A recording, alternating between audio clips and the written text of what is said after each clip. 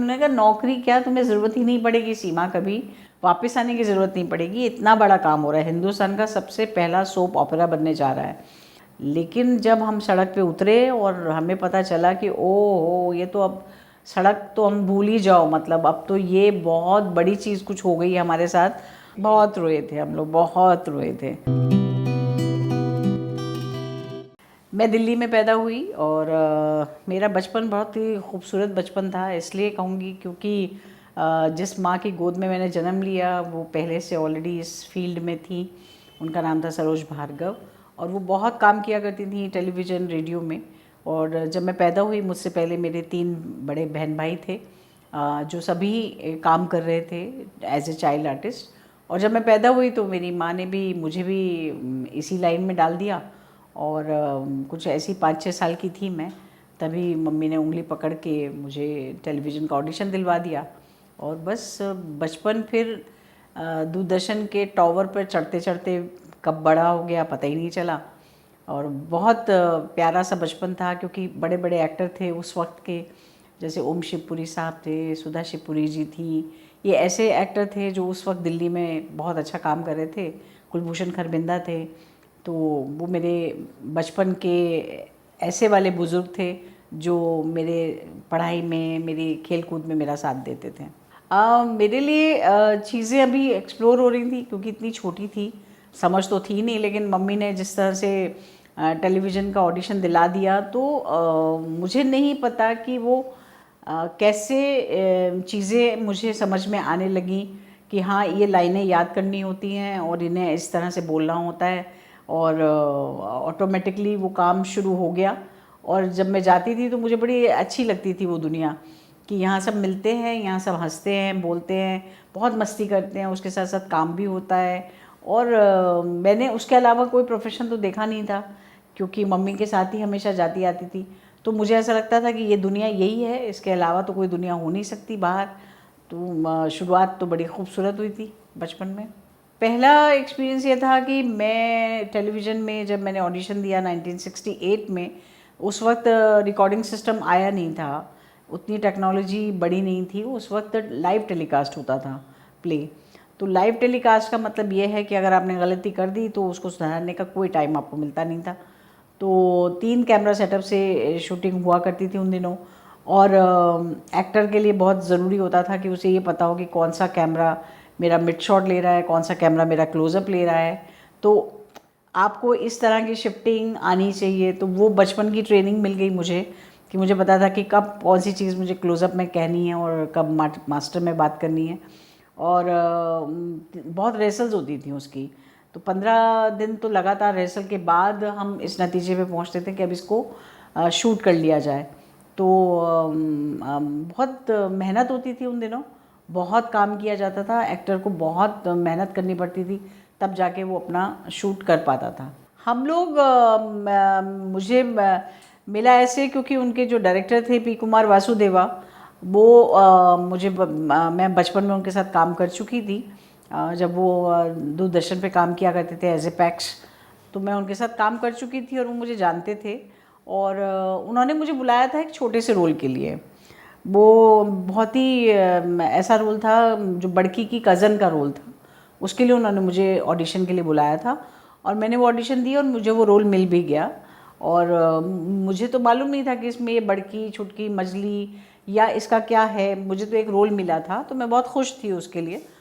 लेकिन अचानक फिर एक दिन मुझे फ़ोन आया कि हम दोबारा मिलना चाहते हैं। तो मैंने कहा ठीक है। तो मैं गई तो उन्होंने कहा नहीं, अब हम ये सोच रहे हैं कि तुमको बड़ा रोल दें। तो मैंने कहा ये तो बहुत अच्छी बात है। तो बड़ा मुझे रोल मिला जब बड़की का, तो उस वक्त मैं नौकरी कर रही थी Shri Ram centre repertory company में, जहाँ पर मंथली एक्टर पेड होते हैं। मैं वो काम कर रही थी और मेरे को उस वक्त वहाँ पर 400 रुपये महीना मिला करता था। तो मैं बहुत खुश थी उस पूरे महीने से कि 400 रुपये मिल जाते हैं, जिसमें से 200 रुपये मैं अपने घर में दे देती हूँ और 200 रुपये जो है वो मैं अपने ऊपर खर्च करती हूँ। तो मैं बहुत सुखी थी।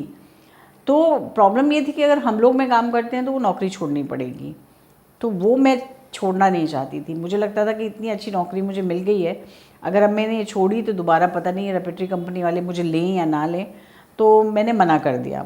हम लोग मैंने कहा नहीं नहीं नहीं नहीं, ये रिस्क है, क्योंकि ये पता नहीं चलेगा कि नहीं चलेगा, लोग पसंद करेंगे नहीं करेंगे, ये बंद हो जाएगा तो मैं नौकरी से भी जाऊँगी। तो मैंने मना कर दिया और मैं उनको देखते ही भागने लग गई। कभी दीवार टाप के भाग जाती थी, कभी कहीं भाग जाती थी कि किसी तरह ये मुझे ना पकड़ लें। पर किस्मत में लिखा था, उन्होंने मुझे एक दिन पकड़ लिया और उन्होंने मुझे समझाया कि तुम पागल हो क्या, तुम क्या कर रही हो अपने साथ, मतलब तुम्हें इतनी बड़ी अपॉर्चुनिटी मिलने वाली है और तुम भाग रही हो इससे। तो मैंने कहा नहीं, पर मैं नौकरी, उन्होंने कहा नौकरी क्या, तुम्हें ज़रूरत ही नहीं पड़ेगी सीमा, कभी वापस आने की ज़रूरत नहीं पड़ेगी, इतना बड़ा काम हो रहा है, हिंदुस्तान का सबसे पहला सोप ऑपेरा बनने जा रहा है। तो कॉन्सेप्ट को समझना थोड़ा मुश्किल हो रहा था कि ये एक ही कहानी इतनी लंबी कैसे चलेगी और लोग इसे कैसे देखेंगे। पर मैंने उन पर विश्वास किया जब उन्होंने मुझे पैसे बताए। उन्होंने कहा तुम 400 रुपये महीना कमाती हो, ये तुम्हें 500 रुपये पर डे मिलेगा। तो मैं तो एकदम ऐसी हो गई, मैंने कहा 500 रुपये पर डे? बोले हाँ, पर एपिसोड तुम्हें 500 रुपये मिलेगा, सोचो अब तुम क्या करना चाहती हो। मैंने कहा बाप रे, ये तो बहुत पैसा है। तो मैंने फ़ौरन कहा, मैंने कहा नहीं नहीं मैं करूँगी ये। और फिर मैंने किया। और उस वक्त तक तो हमें पता नहीं था कि हम लोग क्या चीज़ है, क्या बन रहा है, लोग कैसे इसको लेंगे देखेंगे। लेकिन फिर बाद में हमें पता चला कि ओह, ये तो बहुत ही बड़ी अपॉर्चुनिटी थी लाइफ की। और मैं हमेशा थैंकफुल रहूँगी पी कुमार वासुदेवा जी के, मनोज श्याम जोशी जी के, जिन्होंने मुझे कन्विंस किया इस काम के लिए। और मेरी तो दुनिया ही बदल गई थी उसके बाद, क्योंकि हमें मालूम ही नहीं था कि लोग हमें आज तक, आज इतने बड़े होने के बाद भी आज तक मुझे उस नाम से ही लोग पहचानते हैं। तो इतनी बड़ी पहचान उस सीरियल ने हमें दी है। तो मैं तो बहुत शुक्रिया अदा करती हूँ कि वो मोमेंट आया और मैंने उसमें काम करना चाहा और कामयाबी मिली। शूटिंग तो उसकी बहुत दूर होती थी, गुड़गांव में, और हम रहते थे दिल्ली में। अब तो गुड़गांव है बहुत डेवलप हो गया है दिल्ली में। अब तो लोगों को कहूँगी तो वो कहेंगे हाँ, तो गुड़गांव आने में क्या प्रॉब्लम थी। लेकिन उस वक्त गुड़गांव जंगल होता था और हमें एक ऑलमोस्ट एक जंगल से गुजरना पड़ता था। जो एक गाड़ी हमें मिलती थी और एक ही गाड़ी मिलती थी जिसमें सारे एक्टर्स को ठूस दिया जाता था।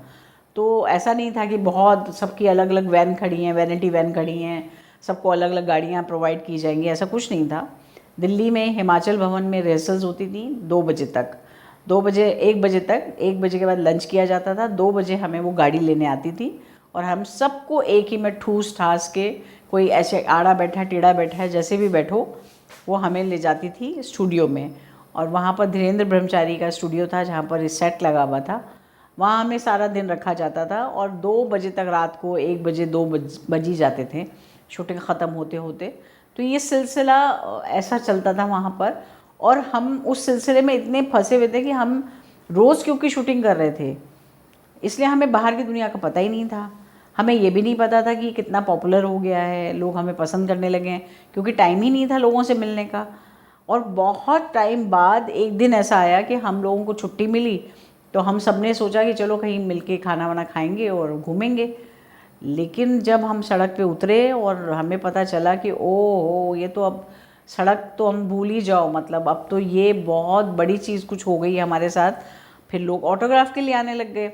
अब ऑटोग्राफ देना किसको आता था, हमें तो आता ही नहीं था, हमें पता ही नहीं था लिखते क्या है उसमें। तो एक दूसरे को देखने लग गए कि क्या लिख रहे हैं क्या लिख रहे हैं। किसी ने लिखा बेस्ट विशेज़, तो उसको कॉपी कर लिया, विद लव उसको कॉपी कर लिया। तो कॉपी करने लग गए, पता ही नहीं था। लेकिन फिर मज़ा भी आने लगा, नो डाउट कि बहुत नशा चढ़ा उसका एकदम दिमाग में कि अरे वाह, ये तो अलग दुनिया हो गई, हम तो स्टार हो गए। और बहुत लंबा समय रहा। लेकिन उसका सबसे जो खूबसूरत चीज़ मेरे साथ हुई वो मैं ज़रूर बताना चाहूँगी। वैसे भी काफ़ी इंटरव्यूज़ में मैं बता चुकी हूँ कि इसका जो कैरेक्टर था बड़की का, वो एक बहुत ही सिंपल सी लड़की थी जो कि बाद में बगावती हो जाती है और बाद में उसने एक सोशल वर्क करना शुरू करती है, वो लड़कियों का उद्धार करती है। तो वो लोग इतनी सीरियसली देख रहे थे कि वो मानने लगे कि मैं ऐसा ही सोशल वर्क कर रही हूँ और मेरे पास एक पूरा एक ऑफिस है जहाँ पर मैं लड़कियों की सुनती हूँ और उनका भला करती हूँ। तो वो सुन सुन के असली में जो लोग थे वो मेरे घर आने लग गए अपना बोरी बिस्तरा बंद करके कि हमने अपने पति को छोड़ दिया, तो दीदी अब बताओ हमें क्या करना है। और दीदी तो खुद ही उस वक्त 22 साल की थी, तो दीदी को तो खुद ही नहीं पता था कि उनको क्या करना है। तो मैं उनको देख के हैरान हो गई, मेरी माँ उनको देख के हैरान हो गई कि ये सब क्या है भाई। तो उस टाइम पे मुझे पहली बार ये एहसास हुआ कि ये जो मीडिया है ये इतना स्ट्रॉन्ग मीडिया है कि अगर हम चाहें तो इससे पूरी दुनिया बदल सकते हैं, पूरा समाज बदल सकते हैं, क्योंकि वो हमसे बहुत कुछ सीखते हैं, बहुत कुछ लेते हैं। हम जैसी उनको छवि दिखाते हैं वो हमें कॉपी करने की कोशिश करते हैं। तो वो उनके लिए एक बहुत बड़ा सहारा बन गया था। जो लड़कियां दब रही थी घरों में, जो लड़कियां दुख सह रही थी, उनको कोई रास्ता नज़र नहीं आ रहा था। मेरे कैरेक्टर के थ्रू वो रास्ता उनको नज़र आया कि हम अपने घर को छोड़ के, हम अपने पति से लड़ाई करके या अपना हक मानने के लिए हम घर से बाहर निकल सकते हैं। और वो मेरे पास आई और फिर मैंने 3 साल तक, ऑलमोस्ट 3 साल तक सोशल वर्क किया। उनको ले जाके मैं संस्थाओं में मिलाती थी, उनके लिए मशीनें खरीदते थे, हम लोग सिलाई मशीन खरीदते थे, उनको स्पॉन्सर करवाती थी, उनकी शादियां दोबारा करवाई, बिना दहेज की शादियां करवाई। उस टाइम पे मैं काफ़ी कुछ, मेरा रुझाव इस तरफ हो गया था और मुझे लगा था कि नहीं, मेरा मकसद पूरा हो रहा है ज़िंदगी का, क्योंकि मैं इन लड़कियों के लिए कुछ कर पा रही हूँ। और 3 साल मैंने बहुत दिल लगा के उन लड़कियों की मदद की, जिसका आज तक मुझे बड़ा प्राउड फील होता है कि थैंक गॉड कि मुझे आउट ऑफ दी बॉक्स जाके मुझे कुछ करने को मौका मिला। और अभी भी अगर कोई वो लड़की मिल जाए तो मैं उससे मिलना चाहूँगी कि उस ज़माने में जब वो मुझे मिली थी तो वो भी मेरे लिए प्रेरणा बनी थी, मैंने भी उनसे बहुत कुछ सीखा था। तो बहुत मज़ा एक्सपीरियंस रहा, बहुत ही अच्छा एक्सपीरियंस। आप सोचो कि पहली बार हम लोगों ने 154 एपिसोड बनाए थे उसके, जिसमें तकरीबन हम लोग 2 साल तक एक साथ थे एक दूसरे के। तो वो एक फैमिली बन चुकी थी। और ये हो गया था कि 2 साल से हम अपने घर में कम वक्त गुजार रहे थे, इस फैमिली के साथ ज़्यादा वक्त गुजार रहे थे। वो घर, उस घर की दीवारें, उस घर का फर्नीचर, वो सब हमारा हो गया था। तो जब वो स्टूडियो में वो सेट टूटने लगा तो हमसे देखा ही नहीं जा रहा था। हम इतना रो रहे थे, इतना रो रहे थे कि यार ये, इसको ख़त्म नहीं होना चाहिए था, ये शायद सारी ज़िंदगी चलना चाहिए था। बहुत दुख हुआ था, बहुत ज़्यादा दुख, बहुत रोए थे हम लोग, बहुत रोए थे, क्योंकि वो ज़िंदगी का इतना बड़ा हिस्सा बन चुके थे ना वो कैरेक्टर हमारे। मेरे पास एक्चुअली में हम लोग के बाद जितने भी रोल्स आए वो तकरीबन सेम ही थे। जैसा कि हमारे यहाँ है चलन कि अगर कोई एक चीज़ चल जाती है या एक कैरेक्टर चल जाता है किसी भी एक्टर का, तो हम बार बार उससे वही काम कराने लग जाते हैं, बिना ये जाने कि उस एक्टर को दोबारा वो काम करने में मज़ा नहीं आएगा, क्योंकि एक बार वो ज़िंदगी जी चुका है। तो मेरे साथ भी यही हुआ कि बहुत ज़्यादा ऐसे रोल्स मुझे ऑफ़र हुए कि सीधी सादी सी लड़की है, ज़िंदगी में ये नहीं हो पा रहा। तो फिर मैंने उनको मना करना शुरू किया, मुझे नहीं करना था। फिर मैंने सिर्फ अपने थिएटर पे कंसंट्रेट किया और उसके बाद लगातार थिएटर किया मैंने।